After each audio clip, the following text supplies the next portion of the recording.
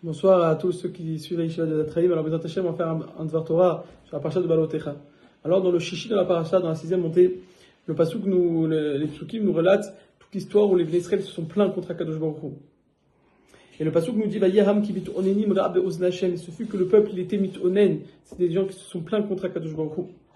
Rashi nous dit, c'est quoi mitonen? En mitonenim el lishon anila. Rashi nous dit que c'est quoi mitonenim? Se plaindre, c'est un lachon de ruse. Rashi nous explique, que les Bnei Israël, ils ont recherché une ruse, une tactique, pour pouvoir se séparer de Akadosh Baruch Hu. Donc, ils nous disent, c'était quoi la plainte? C'est qu'ils ont cherché à remettre en question un peu, remettre un peu en question le derrière de Akadosh Baruch Hu. Et il dit, nous continuons Rashi, Rab Ozna Hashem, ils étaient mal aux yeux de Dieu, To'anahi Ra'ab Ozna Hashem, Amru Oilanu Kamal Labat Maderech Hazeh. C'était quoi c'était quoi la plainte que les Israël ils ont dit à Kadosh Baruch Hu? Malheur à nous, combien on s'est fatigué dans ce chemin, dans le désert. Ça fait 3 jours que Bémet on marche, on se repose pas, on est fatigué du chemin. Donc Rashi nous dit 2 choses. Première chose, Rashi nous dit que la plainte, elle se cachait, la plainte était exprimée par la Torah comme une sorte de volonté de se détourner un peu de Kadosh Baruch Hu. Et il nous dit, c'était quoi cette plainte-là? La plainte, elle était que comment on s'est fatigué dans le désert à marcher. De la fatigue de la marche dans le désert. Rabbi Yerucham Lebovitch, il pose une question sur ce passage. Il dit, je ne comprends pas. On parle ici de tzadikim, que d'olim. Comment on peut dire qu'ils se sont plaints et que leur plainte, elle est exprimée par Dieu comme une sorte de volonté de rejet? C'est pili. Comment on peut dire quoi? Déjà des tzadikim comme ça, comment des femmes bichlali se plaignent? Comment ça se fait qu'ils se sont plaints? En plus, dire qu'ils se sont plaints, comment on peut comprendre que se plaindre, ça s'appelle un détournement de Dieu? On peut se plaindre, mais ça ne veut pas dire qu'on remet en question Dieu. Deuxièmement, troisièmement, il pose une autre question. Il dit, c'est quoi cette plainte-là? La plainte que quoi? On s'est fatigué dans le chemin? Je vous donne un exemple. Je vous donne un exemple. Imaginons quelqu'un, il a fait 1 semaine de voyage pour aller étudier la Torah dans une yeshiva. Il arrive là-bas 1 semaine. Il raconte à tous ses copains, j'ai galéré 1 semaine de travail, etc. Pour arriver 1 semaine de voyage, c'était mamash, une galère.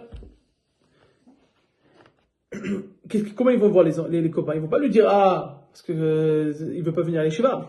Le fait qu'il se plaigne, ça montre pas qu'il veut pas venir à l'Yeshiva. Évidemment, il veut venir à l'Yeshiva. Mais il raconte ses péripéties. Ici aussi. Quoi? Parce que les Bnei Israël se sont plaints donc, il demande Rabbi Yerucham Lebovitch, c'est la même chose ici. Comment on peut comprendre un truc comme ça? Ils se sont plaints du chemin. C'était fatigant le trajet. Quand je me dis, quand tu te plains, ça veut dire qu'en vérité, tu remets tout en question. Pourquoi? Quel rapport? Et là-bas, nous dit Rabbi Yerucham Lebovitch. Ici, on apprend une leçon pour la vie. Il dit, on va donner un exemple, il dit le Rabbi Yerucham Lebovitch. Il dit, par exemple, imaginons, il y a une maison remplie de diamants et d'or.